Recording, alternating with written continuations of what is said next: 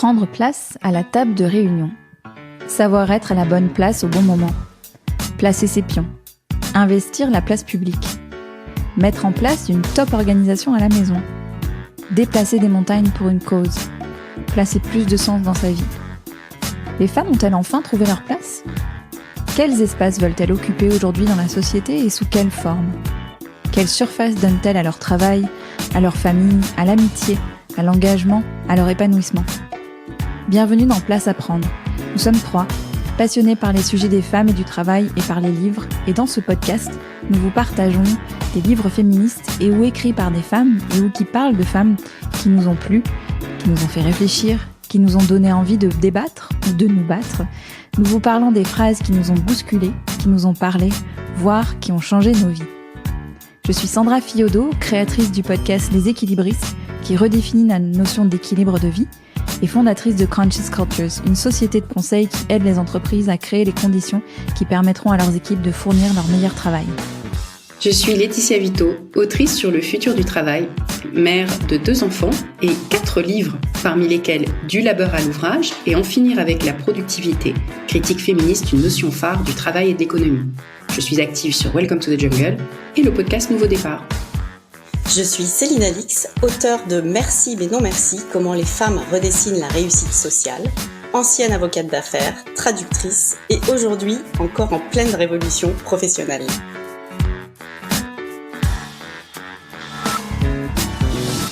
Bonjour Sandra, bonjour Laetitia.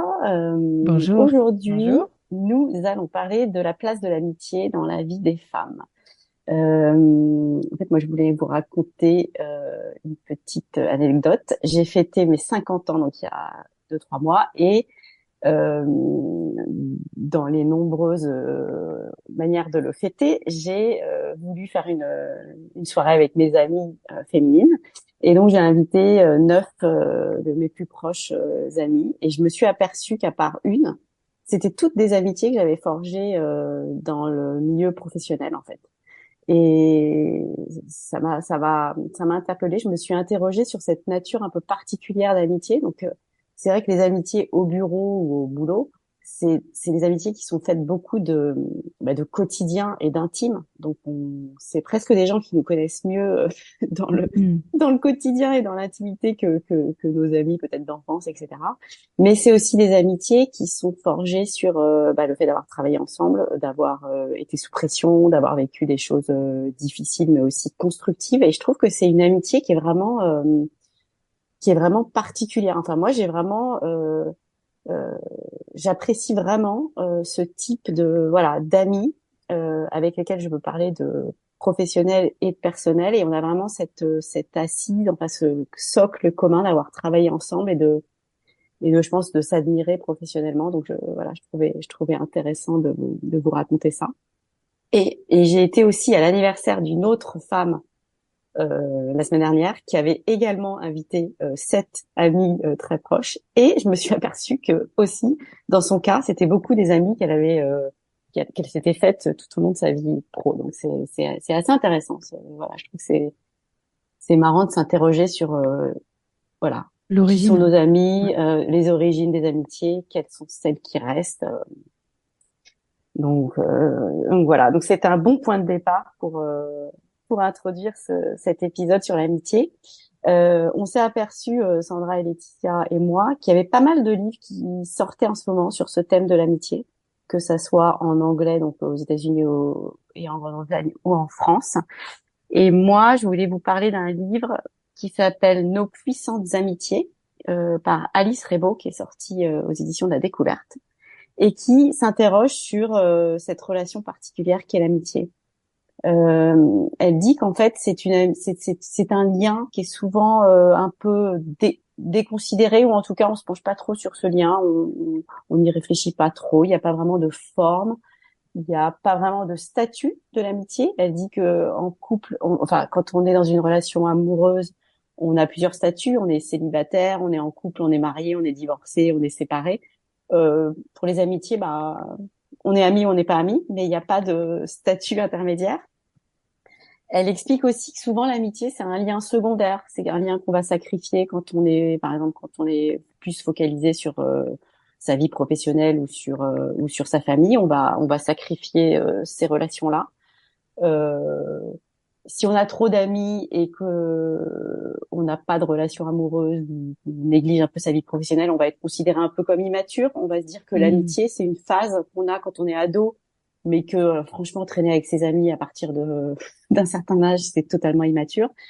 Donc, voilà, elle analyse cette relation sous différentes formes pour dire que c'est une relation qu'on n'a pas vraiment investie, qu'on n'a pas, j'allais dire réhabilitée, mais elle a même pas été habilitée à la base. Et elle dit que c'est dommage. Alors elle s'interroge, elle se dit, est-ce que c'est parce que c'est une relation qui n'est pas productive? C'est-à-dire que quand on est amis, ne va pas découler de l'amitié un couple, des enfants, un foyer ou un travail, puisque c'est une relation qui est gratuite en fait. C'est Proust qui disait que l'amitié en fait c'est beaucoup de conversation et que la conversation finalement ça ne produit rien et donc c'est assez flou et c'est pas capté, donc ce n'est pas productif. Donc, dans un monde capitaliste et productif, l'amitié est un peu déconsidérée pour ça. Elle explique aussi qu'il n'y a pas ça je trouve ça marrant, qu'il n'y a pas d'espace dédié pour l'amitié. Il n'y a pas de pour le travail, on va au bureau. Dans le couple, normalement, on fonde un foyer, on s'installe ensemble. L'amitié, c'est au café, chez les uns, chez les autres, mais il n'y a pas d'espace.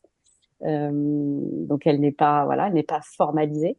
Il n'y a pas de psy de l'amitié, ou de coach de l'amitié, enfin pas encore. Donc ça, c'est marrant aussi. Donc voilà, donc là elle commence par par analyser ce qu'il n'y a pas et elle aussi passe en revue les initiatives ou les changements dans le domaine de l'amitié en analysant ce qui se passe chez certaines personnes qui vont se paxer en étant amies. Donc elles vont c'est vraiment s'investir beaucoup plus dans la relation et s'engager en amitié, formaliser son amitié. En disant que dans ce pax amical, on peut mettre un peu tout ce qu'on veut. Il n'y a pas vraiment d'attente, donc c'est très ouvert, c'est très nouveau. On y met ce qu'on veut.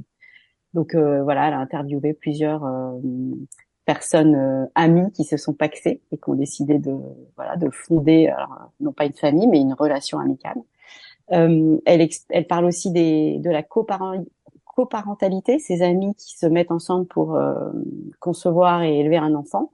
Il y a pas de relation amoureuse, mais il y a vraiment un engagement d'élever un enfant ensemble. Ça, c'est très intéressant aussi. Et elle finit par ces initiatives d'amis qui s'inventent une manière de vieillir ensemble.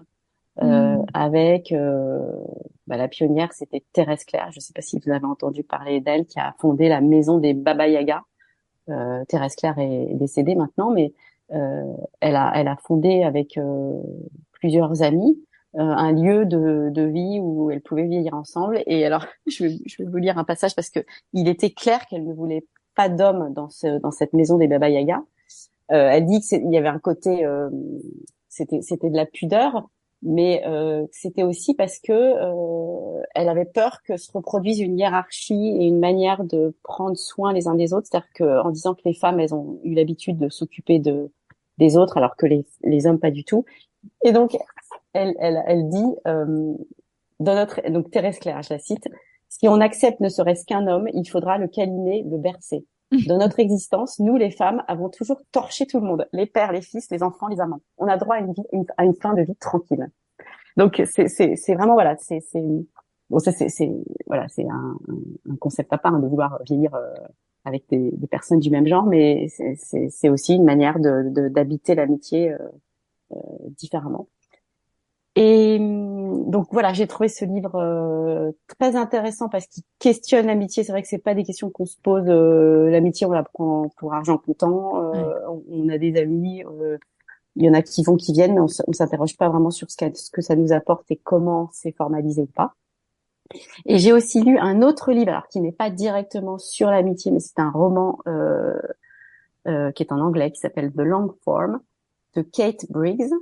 Le sujet central n'est pas l'amitié, en fait, c'est l'histoire d'une femme qui vient d'accoucher et qui est une maman solo, et donc elle raconte les premiers temps avec son bébé, cette espèce de phase où justement il y a plus de temps, il y a plus d'heures, il y a plus de jours, il y a plus de nuit, la vie s'arrête et cet espace très particulier d'une mère avec son tout petit bébé.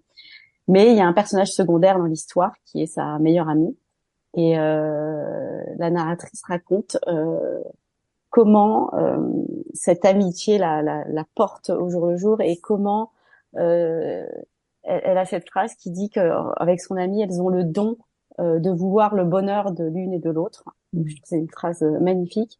Et sur 3 pages, elle explique comment son amie l'écoute, mais sans l'interrompre, sans jamais l'interrompre. Et elle a cette métaphore de la porte, c'est-à-dire qu'elle dit que son amie arrive, elle s'assoit, il y a une porte en bois très solide qu'elle ouvre en grand et dans laquelle la narratrice peut rentrer, peut s'infiltrer, mais elle peut aussi en sortir. Elle peut prendre son temps pour raconter ce qu'elle a à raconter. Elle peut aller dehors, soulever des pierres, etc. Enfin, il y a toute une métaphore de se balader dans cet espace que son amie lui offre et dans lequel elle a tout le temps en fait de réfléchir, de parler, de lui délier ses idées.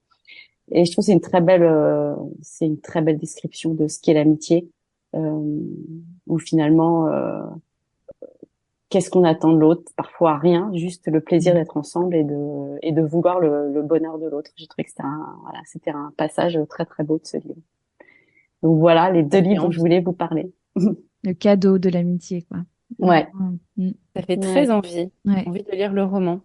Moi, j'ai envie de réagir sur ce que tu as dit à propos de, tu vois, de l'amitié, c'est pas productif, et du fait que dans ton histoire introductive, tu nous racontes que 8 amis sur 9 ou 9 sur 10, je ne sais plus, sont des amis rencontrés au travail, donc dans un contexte productif. Et je trouvais ça assez marrant parce que ça me demande, enfin, je veux pas faire la psy de service, mais je me demande si on arrive à développer des amitiés dans le cadre du travail plus facilement parce qu'on a le prétexte de la productivité. Ou bien parce que le contexte de travail est un contexte qui nous met de la quotidienneté, le fait d'être exposé très régulièrement à quelqu'un et qu'il y a que comme ça ou à l'école avant qu'on côtoie quelqu'un suffisamment pour construire cette relation qui est faite en fait de toutes petites choses, enfin qui se construit avec toutes ces petites interactions du quotidien qui ressemble beaucoup à la relation amoureuse en fait, parce que c'est ce quotidien qui fait que tu connais les traits du visage, les petites habitudes, le fait de savoir si quelqu'un veut un sucre ou 2 sucres dans son café ou aucun, enfin toutes ces petites choses en fait, et parfois y compris l'ennui, enfin c'est des moments de temps où t'as rien à dire avec l'autre, où t'es pas en forme, et que c'est comme ça que tu construis un lien fort avec de l'intimité.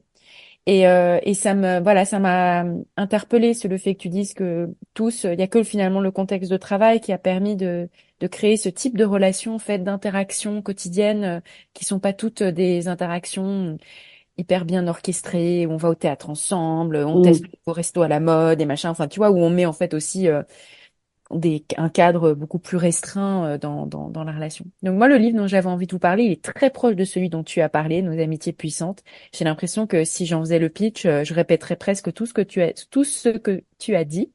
C'est un livre américain. Alors comme quoi, il y a un truc dans l'air du temps qui dépasse nos frontières.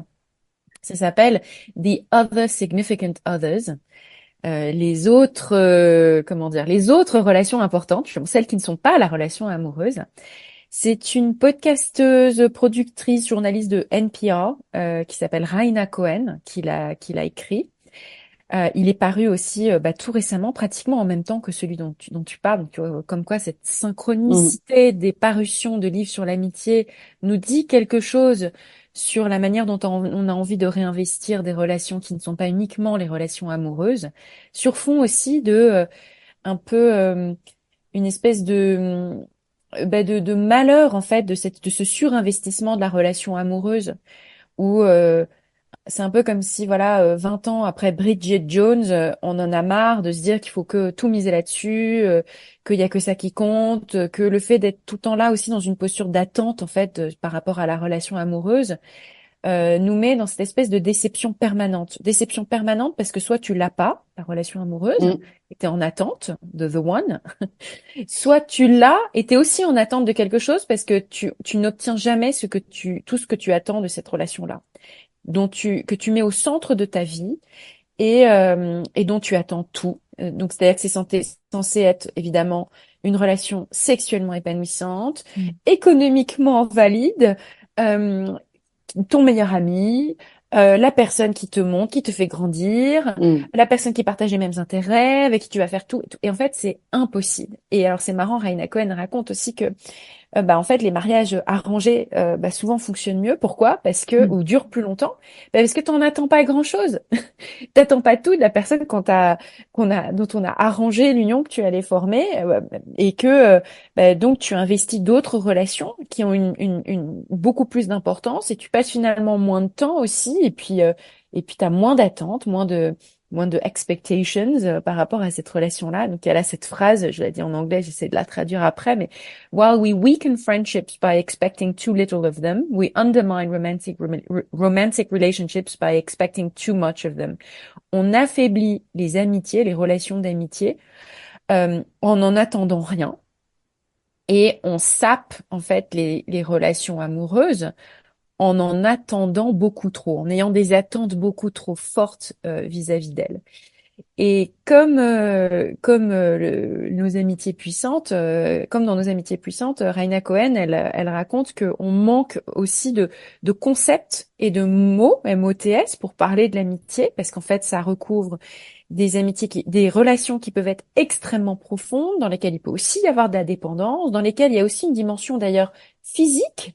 Le fait que ça ne soit pas sexuel ne veut pas dire que ce n'est pas physique. On a besoin de tout un tas de petits contacts physiques et les amitiés féminines ont ceci d'extraordinaire qu'elles ont une dimension physique assez importante. C'est tout à fait possible. Moi, j'ai des amis à qui je fais des massages de pieds et c'est pas weird. Tu vois, voilà, c'est ok. On se fait des câlins en fait. On se touche, on se fait des bisous, on se prend dans les bras. On a vraiment toute la force des hugs qui sont qui t'apportent, qui te nourrissent énormément. Et j'ai découvert le livre The Other Significant Other dans un podcast d'hommes. Pardon, je vais parler d'un homme qui s'appelle Ezra Klein. Il a un podcast du New York Times qui est génial. Et donc, il a interviewé Raina Cohen. Et c'est ça qui m'a donné envie d'acheter puis de lire le livre de Raina Cohen. Et il raconte une petite histoire, Ezra Klein. Donc, je mettrai le lien du podcast pour ceux qui écoutent en anglais. C'est vraiment un très joli podcast où il réagit par rapport à ce que décrit Raina Cohen d'amitié plutôt féminine. Et il raconte, il dit, nous les hommes, c'est carrément dur parce que nos amitiés, c'est pas justement, vous dites que vous n'avez pas de concept pour parler d'amitié, mais nous c'est encore bien pire. Il y a pas de place pour toute forme de contact physique. Il y a que les hommes homosexuels en fait qui ont cette place-là, qui ont des amitiés masculines qui ressemblent à nos amitiés féminines. Parce que nous, c'est très codifié dans le langage corporel quand t'es hétéro. Et tout ce qui est contact physique, tout de suite, c'est vraiment complètement tabou. Il n'y a pas de place pour ça. Il n'y a pas de place pour une intimité partagée, une vulnérabilité partagée, même si ça évolue un peu et que les hommes hétéros commencent à le revendiquer, mais ça reste très timide. Et il raconte une petite histoire, Ezra Klein, trop mignonne, trop triste en fait. Quand il était petit, je sais plus quel âge il raconte qu'il avait, mais genre 6 ans ou 5 ans, je sais pas, enfin un âge où t'es encore pas complètement imprégné des codes et des normes sociales, où il avait un très bon ami, un très bon copain, et il avait envie de passer tout son temps avec lui, il adorait ce copain, et il était dans la rue, et il a eu un élan du cœur, il a pris la main de ce petit garçon, et il lui a tenu la main dans la rue. Et sa mère a eu ce mot, elle l'a pas dit méchamment, mais elle l'a dit avec énormément de fermeté et énormément de réalisme sur la société et les normes sociales qui sont celles qui s'imposent aux petits garçons. Elle a dit, Ezra, les petits garçons ne font pas ça. Et il a ressenti comme tu vois, son cœur je sais pas, comme un collapse, son cœur s'est effondré, c'est un peu brisé. Donc il a tout de suite lâché la main du petit garçon et il a raconté que ça a été une espèce comme un petit trauma, un traumatisme qu'il a suivi où il sait que voilà, il n'y a pas de place pour ça dans l'amitié masculine. Donc c'est à travers cette petite histoire, on comprend aussi finalement que la place des amitiés féminines, elle est assez privilégiée, elle est quand même plus investie malgré tout. Et elle laisse la place justement à ce contact physique, ce partage d'intimité, à des relations qui sont profondes. Et on le voit revendiquer aujourd'hui beaucoup plus. C'est une place qui est importante. Au passage, j'ai envie de mentionner, pardon, ce très beau livre de Marie Coq qui s'appelle Vieille fille, ou le livre de Aline Maillard, post-romantique, qui montre à quel point on revendique aujourd'hui un plus grand investissement de relations qui sont très fortes et qui existent depuis longtemps. Et tu disais, à propos du livre que tu as lu, que ces relations-là n'ont jamais été investies ou n'ont jamais existé. C'est pas tout à fait vrai dans l'histoire. Il y avait une place, par exemple, pour les amitiés masculines qui étaient plus fortes dans les siècles passés, qui étaient plus investies, que ce soit, j'en sais rien, moi, chez les Grecs anciens, où c'était tout à fait OK, parce que d'ailleurs, de toute façon, il y avait une fluidité aussi avec les relations sexuelles qui étaient plus ouvertes. Donc elles pouvaient devenir sexuelles, ces amitiés-là, mais où on voit, tu vois, chez Montaigne, etc., tu vois, un investissement de l'amitié masculine, de cette relation, mais qui s'accompagnait aussi d'une dévalorisation de la relation avec les femmes.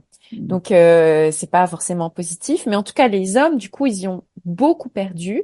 Et Ezra Klein, pour conclure, il raconte que vraiment, du coup, eux aussi, il y a un surinvestissement de cette relation amoureuse parce qu'il y a que d'eux qui peuvent espérer aussi avoir des câlins, de la vulnérabilité, justement être chouchoutés, bichonnés, etc. Ils sont bichonnés par personne d'autre. Donc évidemment, ils sont vachement bichonnés par les femmes dans les relations hétéros.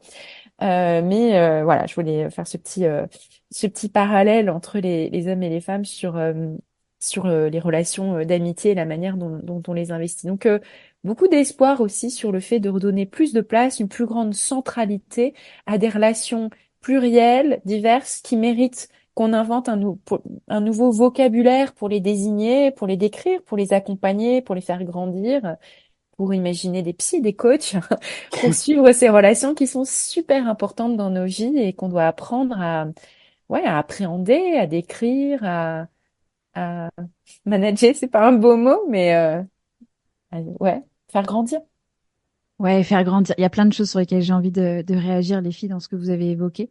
C'est marrant parce que cette histoire de la centralité de la relation amoureuse et du fait de tout attendre de la relation amoureuse, c'est ce que dit beaucoup Esther Perel, qui est une thérapeute, à l'origine une thérapeute de couple, mais qui en réalité s'intéresse à la question des relations humaines et qui travaille beaucoup aussi sur l'entreprise. Et elle dit, de la même manière qu'on attend tout aujourd'hui du couple, on attend tout aujourd'hui de l'entreprise. Et cette idée de finalement pas mettre tous ses œufs dans le même panier et d'investir suffisamment de relations pour pouvoir se nourrir sur plein de plans. Et ça, c'est hyper intéressant. Et il y a quelque chose que vous avez toutes les deux évoqué et qui est un peu le point de départ du livre que j'ai lu et dont j'ai envie de vous parler. Je crois qu'il y a malheureusement pas de traduction en français, mais c'est un livre de Marisa Franco, qui est docteur en psychologie et qui s'appelle Platonic, donc platonique, et qui s'intéresse à la question de comment notre style d'attachement influe sur la manière dont on habite et dont on fait vivre nos histoires d'amitié au long de la vie. Et le point de départ de Marisa Franco, c'est de dire qu'on est dans une époque qui vit une solitude intense. Il y a je crois que c'est l'année dernière qu'est sortie une étude du Surgeon General, donc le ministère de la Santé américain, qui parlait d'épidémie de solitude. Et je trouve l'expression à la fois très forte et presque violente, mais très très juste dans ce qu'elle décrit de nos manières, nos façons de vivre aujourd'hui et surtout post-Covid, etc. Oui, c'est ça, c'est ce que j'allais dire. Le Covid, j'imagine, a beaucoup influé là-dessus, accéléré le processus, sur un repli. Et puis avec la sensation paradoxale d'être connecté à énormément de gens via des réseaux, etc. Mais des relations où on peut amener ce qu'on est, parler de ce dont on a besoin de parler, il y en a pas tant que ça. Et c'est à la fois quelque chose de très partagé par les humains et de très honteux dont on ne parle pas. Je connais personne qui dise j'ai pas d'amis. Donc elle parle là d'une étude qui dit que il y a 4 fois plus de personnes qui avouent dans le cadre d'une enquête ne pas avoir d'amis aujourd'hui que dans les années 90. Donc c'est énorme. Enfin voilà, il y a beaucoup de gens qui disent qu'ils n'ont pas d'amis. Et donc c'est le point de départ de ce livre, de dire qu'est-ce qu'on fait avec cette histoire d'épidémie de solitude et comment on peut être plus actif, plus acteur de ces relations amicales pour leur donner la place qu'elles méritent, ce que vous évoquiez toutes les deux. Et j'adore son parti pris. Donc elle est docteure en psychologie et elle se sert de cette question de la théorie de l'attachement qui est partie des travaux de John Bowlby et de Winnicott sur la manière dont nos premières relations dans la vie, donc ils ont beaucoup étudié la relation à la mère, mais il n'y a pas que la relation à la mère, ces premières relations d'attachement déterminent ensuite la manière dont on est avec les autres. Donc il y a 4 styles d'attachement qui sont répertoriés. Il y a l'attachement sécure. C'est un attachement où quand tout petit, on avait des besoins, on avait des besoins de réconfort, de sécurité. On les trouvait remplis, ces besoins, par notre figure d'attachement. Il y a l'attachement évitant, qui est finalement des enfants qui ont intériorisé l'idée que ils pouvaient compter que sur eux, et donc on évite les autres et on n'investit pas spécialement les relations. On est très isolé. La relation, l'attachement anxieux, qui est un attachement où on va chercher trop presque auprès des autres. On a besoin d'aller se nourrir, d'aller chercher, etc. Et l'attachement désordonné, où on sait pas trop. Il y a des moments où c'est sécure, des moments où c'est anxieux, des moments voilà. Et comment ces premières relations d'attachement là influent sur la manière dont on est dans nos relations amicales. Et c'est passionnant parce que non seulement ça éclaire ce qu'on peut vivre en s'identifiant à tel ou tel style d'attachement, mais ça donne surtout des idées sur comment les relations amicales peuvent être un support pour grandir et pour continuer à se développer, et pas juste se dire ah ben moi j'ai que des amitiés exclusives et ça finit toujours en catastrophe, ou j'ai que tel type, ou je sais pas être en groupe. Ben, il y a sûrement des raisons qui expliquent ça, et surtout il y a des façons, il y a des pistes pour faire autrement. Et donc elle donne plein de le livre est hyper agréable. Moi je l'écoute en l'occurrence, mais très agréable à lire ou à écouter, parce que c'est très documenté. Il y a beaucoup d'histoires, beaucoup d'anecdotes, donc on se reconnaît dans ce qu'elle peut décrire. Et puis elle donne des idées de comment on peut être proactif, quoi, en fait, et se dire c'est pas parce que j'ai toujours vécu tel type de par exemple, elle se décrit elle à l'université, où elle dit à la fois j'avais hyper envie de m'intégrer, hyper envie de faire partie de groupe, mais en même temps dès qu'on me proposait quelque chose, je me disais non, de toute façon ils vont me trouver inintéressante, ou ils vont me trouver ci ou ça, donc je dis non. Et donc elle finissait par alimenter au bout de 2 fois les gens lui proposaient plus rien, donc ça nourrissait son truc de je suis toute seule, etc. Et cette espèce de cercle qui s'auto-alimente, quoi. Et voilà. Et avec ce paradoxe fondamental qui est que les autres, on est des êtres grégaires, on est fait pour vivre en communauté, on en a besoin, et on en a tout autant peur qu'on en a besoin. On a peur d'être jugé, on a peur d'être rejeté, on s'expose, quoi, en fait, en amitié. On s'expose dans ces relations-là.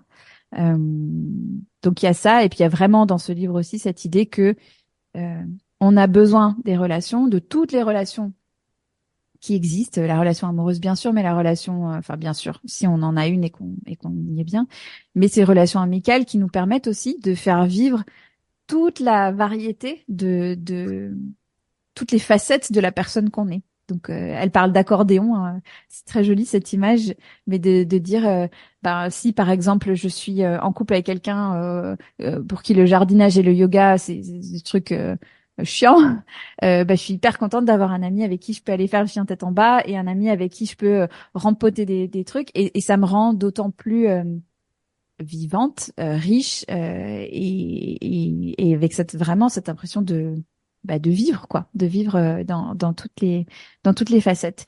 Et donc son message, c'est vraiment ça, c'est comment est-ce qu'on peut être plus intentionnel dans la manière dont on nourrit et dont on fait vivre nos amitiés, sans avoir l'impression qu'on est condamné à répéter tel ou tel schéma. Voilà, donc c'est vraiment, voilà, j'ai trouvé ça passionnant et très chouette aussi. C'est très documenté. C'est un bouquin scientifique, c'est une docteure en psychologie, mais c'est très très vivant.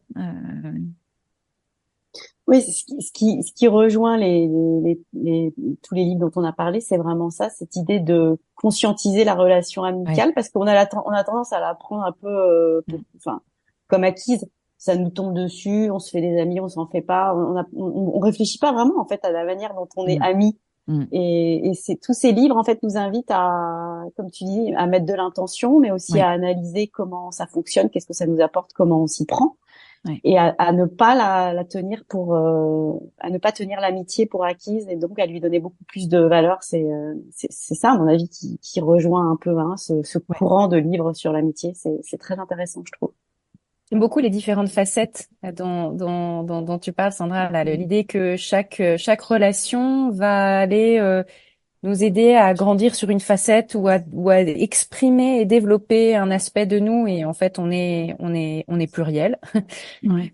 Je et plusieurs, et ces plusieurs a besoin de toutes ces relations pour toutes les vivre en bonne harmonie, quoi, sans qu'on se tape dessus les unes sur les autres à l'intérieur de nous-mêmes.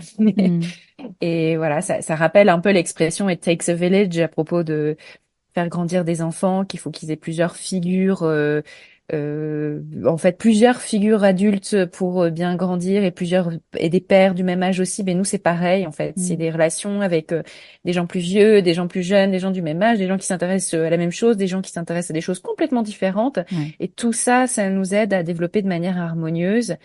Il s'agit pas de manger forcément à tous les râteliers, mais en tout cas d'aller développer des facettes plurielles. Après, il se pose toujours la question du temps.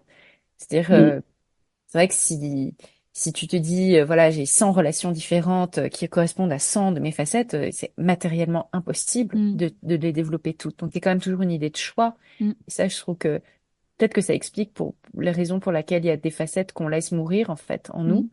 Parce qu'il y a des relations qu'on choisit de ne plus investir sans forcément le dire et qu'on laisse mourir. Il y a toujours des amitiés qu'on a laissé mourir dans notre vie. À la fois, c'est triste et en même temps, on se dit c'est juste parce que c'est pas possible de toutes les développer.